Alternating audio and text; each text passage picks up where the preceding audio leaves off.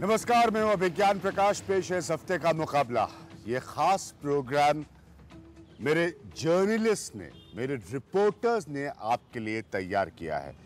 विषय है वो स्वास्थ्य की समस्या जिससे हर साल दिल्ली गुजरती है, यानी कि डेंगू। उसके अलग अलग पहलू, उससे जुड़ी हुई रिसर्च, उससे जुड़ी हुई दवाइयाँ, उससे जुड़ी हुई समस्याएं, उससे जुड़ी हुई अस्पतालों में बिस्तर की हालत, डॉक्टर्स और नर्सों की हालत, इन सब पर हम खास रिपोर्ट्स के जरिए चर्चा करेंगे। मैं आपको दिखाऊंगा अपने तमाम जर्नलिस्ट की इन रिपोर्ट्स को, जो आपको इस मसले के हर पहलू को समझाएंगे। क्योंकि सबसे ज़्यादा ज़रूरी है कि अगर आप डेंगू जैसी बीमारी का सामना कर रहे हो तो उसके बारे में आपको जानकारी हो, आपको पता हो, आप समझें कि इस समस्या से आप कैसे लड़ सकते हैं। सबसे पहले किसी भी अस्पताल में, चाहे वो सरकारी अस्पताल हो या निजी अस्पताल हो, प्राइवेट हॉस्पिटल हो, अगर कोई मसला, किसी बीमारी का सामने आता है तो मरीज को भर्ती होना होता है। और जब मरीज को भर्ती होना होता है ताकि डॉक्टर्स उसका उपचार करें, उसका इलाज करें, तो बेड की ज़रूरत होती है। और इसी पर बड़े अस्पतालों में लंबे वक्त से एक बहस चल रही है।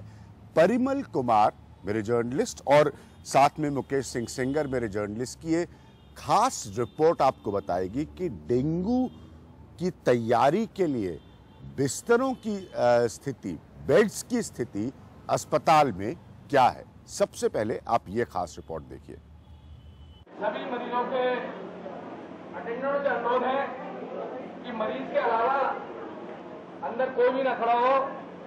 अस्पताल प्रशासन द्वारा मरीजों को जो सुविधा दी जा रही है कि दवाइयां और लैब की जो रिपोर्ट है वो आपको बाहर खिड़की से प्राप्त हो रही है। ज्यादा भीड़ न लगाएं। दिल्ली नगर निगम के सबसे बड़े अस्पताल बाड़ा हिंदूराव के इमरजेंसी वार्ड में मरीजों की भीड़ लगी है। डेंगू के खौफ से घबराए मरीजों का इलाज तो हो रहा है, लेकिन इनकी लाइन भी काफी लंबी है। जिन्हें बेड नहीं मिला वो यहीं लेट गए। लालबाग से आए जितेंद्र की हालत भी काफी खराब है, जिनकी रिपोर्ट से फिलहाल कुछ साफ नहीं हुआ है। बुखार और क्या हो रहा है? और उल्टी और पूरा शरीर दर्द कर रहा है। तो डॉक्टर को दिखाया? डॉक्टर ने क्या बोला यहाँ पर? हाँ, क्या?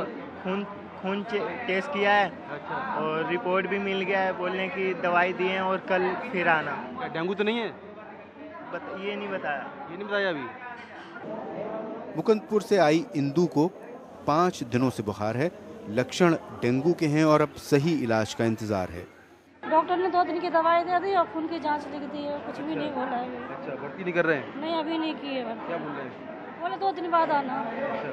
और अभी कुछ पता नहीं है, उसको बैठा भी नहीं है, चक्कर आ रहा है, काफी हालत खराब हो गई। 1 हफ्ता हो गया बुखार को। डेंगू के शक में हजारों लोग खून की जांच करवा रहे हैं। इसके बाद रिपोर्ट के लिए लंबा इंतजार करना होता है। बुखार हुआ है बच्चे को। अच्छा। मेरे को थोड़ा सा संदेह है डेंगू हो सकता है बच्चे को, इसलिए थोड़ा सा फर्स्ट स्टेज के लिए। तो कब से खड़े हैं यहाँ पर? तकरीबन आधा पौन घंटा हो गया। हमारा पूरा स्टाफ रात दिन लगा हुआ है, 24 घंटे आपकी सेवा में हाजिर है। उत्तरी दिल्ली की डिप्टी मेयर दौरे पर हैं, इसलिए फिलहाल यहाँ पर सब ठीक ठाक लग रहा है। वैसे भी डिप्टी मेयर डेंगू से बिगड़े हालात के लिए दिल्ली सरकार को जिम्मेदार ठहरा रही हैं।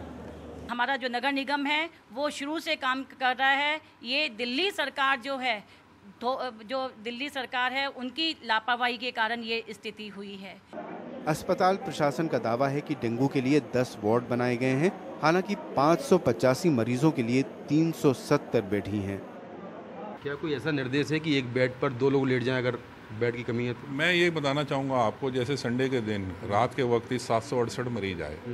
अगर हॉस्पिटल में 980 बेड हैं, 768 रात में आए, 543 दिन में आए, तो स्वाभाविक है कि कुछ को तो अगर आप एडमिट करते हैं तो डबलिंग होगी।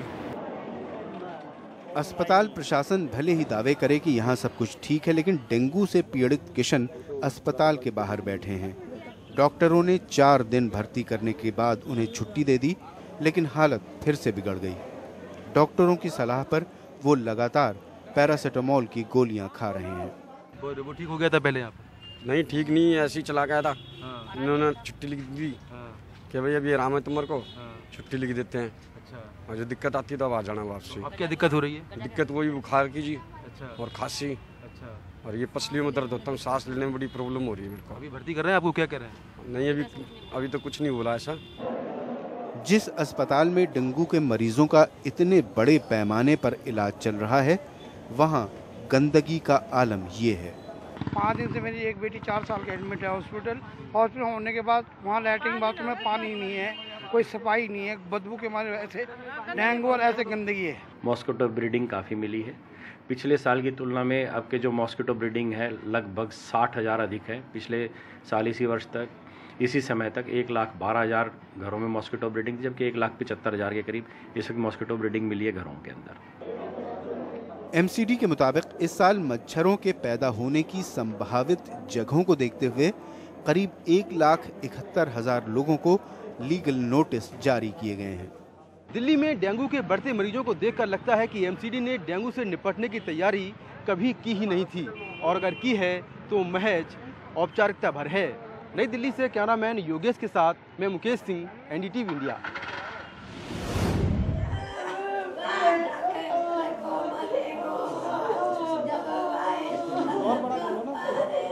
घर में मातम पसरा है। बच्चे की मौत से कम अफसोस इस बात का भी नहीं कि 6 साल का अमन डेंगू के साथ अस्पतालों की लापरवाही का शिकार बना।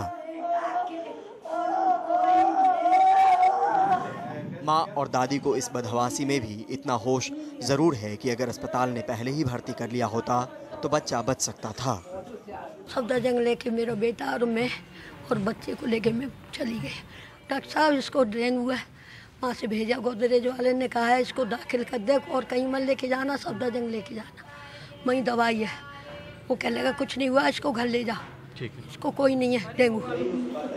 ये परिवार बीमार अमन को लेकर सफदरजंग अस्पताल, जीवन अस्पताल, मूलचंद और फिर सफदरजंग के चक्कर काटता रहा। आखिरकार जब होली फैमिली में उसे भर्ती किया गया तब तक काफ़ी देर हो चुकी थी। बच्चे के इलाज को लेकर गुरुवार सुबह से शुरू हुई भागम भाग का अंत रविवार की रात होली फैमिली अस्पताल में हुई, जहां बच्चे ने दम तोड़ा। आपत्ति हमारी सबसे पहले नंबर पे सफदरजंग से है, जिनकी वजह से हमें 24 घंटे लड़के को कुछ इलाज ही नहीं मिला। ठीक है, उसकी वजह से उसके बाद जो दूसरा जीवन हॉस्पिटल वालों ने एडमिट कर लिया, लेकिन अगर नहीं कर सकते तो वो शुरू में बोलते कि ये कोई बड़े हॉस्पिटल में ले जाओ, हमारे पास मशीनरी कम है। मूलचंद में गए तो उन्होंने बोल दिया बेड ही नहीं है। सफदरजंग अस्पताल पर आरोप है कि डेंगू की पुष्टि होने पर भी सिर्फ दवा लिखकर बच्चे को घर ले जाने को कह दिया गया। फिर जीवन अस्पताल ने करीब 36 घंटे भर्ती रखने के बाद रात के करीब 2:30 बजे अपने हाथ खड़े कर दिए। हमारे यहाँ पीडियाट्रिक आईसीयू नहीं है, वेंटिलेटर नहीं है, तो ऐसे करके इसको बच्चे को रेफ़र किया मैंने, स्टेबलाइज करके ही रेफ़र किया बच्चे को, और full consent of the attendance. यहाँ परिवार बच्चे को लेकर मूलचंद पहुँचा, वहाँ बेड नहीं मिला। फिर सफदरजंग पहुँचे, जहाँ डॉक्टरों ने कोई तवज्जो नहीं दी। बेड के लिए बत्रा और मैक्स अस्पताल से भी संपर्क साधा, लेकिन हर जगह निराशा हाथ लगी। फिर रविवार सुबह होली फैमिली ने भर्ती तो किया, पर हालात बिगड़ चुके थे और 14 घंटे बाद बच्चे ने दम तोड़ दिया। दिल्ली सरकार और निगम के जंग में जिंदगियां दम तोड़ रही है, लेकिन आप लड़िए। खुद को बड़ा साबित करने में जिंदगी छोटी पड़ रही है, तब भी आप लड़िए। जिनके दम पर सत्ता है उनकी जिंदगी सस्ती हो चली है, सांसें थम रही है, फिर भी आप कुछ करिए नहीं, बस लड़िए। नई दिल्ली से कैमरा पर्सन कानन पात्रा के साथ Parimal Kumar, NDTV India. Dengue के इलाज का एक और बड़ा मसला ये है कि अस्पतालों में नर्सों के ऊपर, डॉक्टर्स के ऊपर भी बहुत दबाव है। मरीजों के ऊपर ये दबाव होता है कि जब किसी का इलाज होना है तो ज़रूरत से ज़्यादा खर्च का बोझ उनके ऊपर नहीं आए, तो कोई भी अस्पताल अपने मनमानी हिसाब से या अपने हिसाब से इस इलाज के पैसे अब नहीं ले सकेगा। ये सरकारों ने एकदम स्पष्ट कर दिया, लेकिन साथ में ये भी साफ है कि बोझ जो है काम का वो डॉक्टर्स पर और नर्सेस पर, दोनों पर काफ़ी बढ़ा है। चिंता में जी क्या यही लड़का है कि मेरी घरवाली भी खत्म हो चुकी है, तो इस वजह से ज़्यादा और चिंता चढ़ी है। क्या करते हैं आप? परहेज का काम करते हैं जी, मैं भी विकलांग हूँ। वही नहीं। एक पिता अपने आंसू रोकने की कोशिश में है, जबकि डॉक्टर कोशिश कर रहे हैं कि उसके 13 साल के बेटे को आईवी ड्रिप लग सके। विशाल 4 दिनों से बुखार से तप रहा है। डॉक्टरों को शक है कि उसे डेंगू हो सकता है। रामकुमार इस्त्री करके रोज 200 रुपए कमाते हैं, लेकिन 3 दिन से काम बंद है। यहाँ मरीज तो 425 से भी ज्यादा हैं, लेकिन बिस्तरें सिर्फ 360। इसके चलते कई बिस्तरों पर 2-2 मरीज हैं।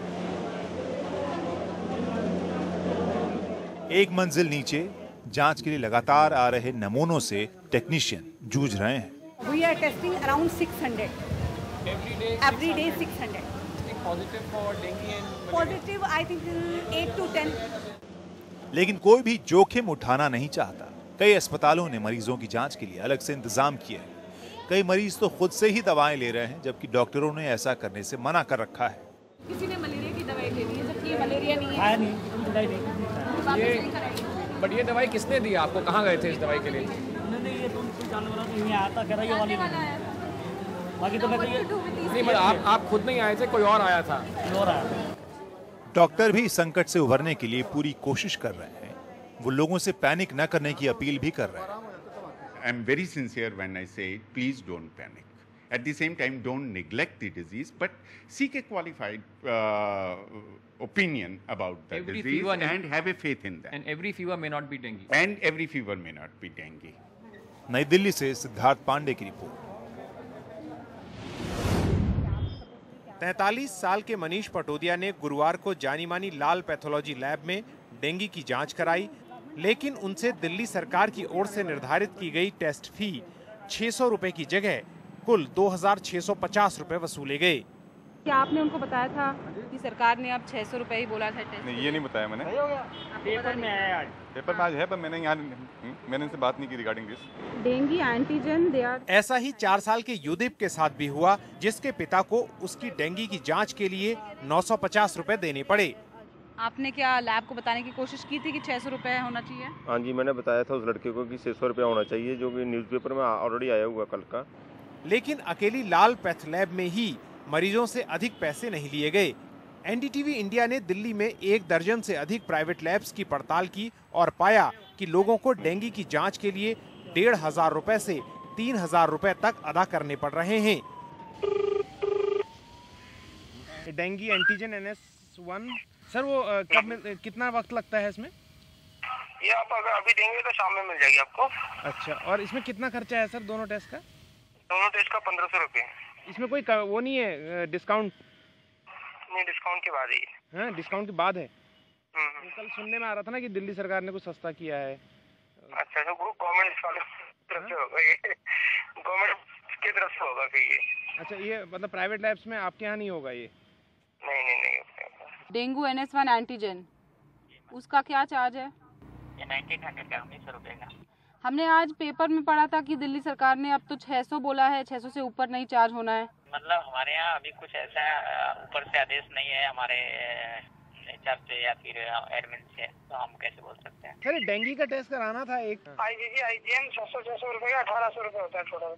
कुछ लैब्स ने तो कहा कि वो अब डेंगू का टेस्ट नहीं कर रहे। एक्चुअली डेंगू NS1 ना गवर्नमेंट ने मना किया हुआ था, वो बैन किया हुआ था, तो अभी तो हम नहीं कर रहे हैं, बट आज कुछ न्यूज आई है उसके अकॉर्डिंग फिर हम प्लान करेंगे। तो आज तक तो हम नहीं कर रहे, अभी तक तो नहीं कर रहे सर। प्लेटलेट काउंट के लिए जहां 50 रुपए लिए जाने हैं, वहां सुबह प्राइवेट लैब में 250 रुपए लिए जा रहे थे। 250 रुपए में CBC होता है, जिसमें HB प्लेटलेट वगैरह आएंगे तो उससे पता लग सकता है। लाल पैथ लैब ने एनडीटीवी इंडिया को भेजी अपनी सफाई में कहा, इस बारे में हमें 17 तारीख की सुबह ही पता चल पाया। इसके बाद हम सरकार के नियमों के हिसाब से डेंगू टेस्ट के लिए 600 रुपए और प्लेटलेट काउंट के लिए 50 रुपए ले रहे हैं। तमाम मुश्किलों के बावजूद खर्च के लिहाज से अब भी सरकारी अस्पताल ही एक गरीब आदमी और आम आदमी के लिए लाइफलाइन बना हुआ है। प्राइवेट पैथ लैब्स में डेंगू के टेस्ट के लिए ज्यादा कीमतें वसूली जा रही हैं और हाल ये है कि कुछ प्राइवेट लैब्स ने तो डेंगू का टेस्ट करने से मना भी कर दिया है। केतकी आंग्रे और सुरेश NS के साथ दिल्ली से हृदेश जोशी, एनडीटीवी इंडिया।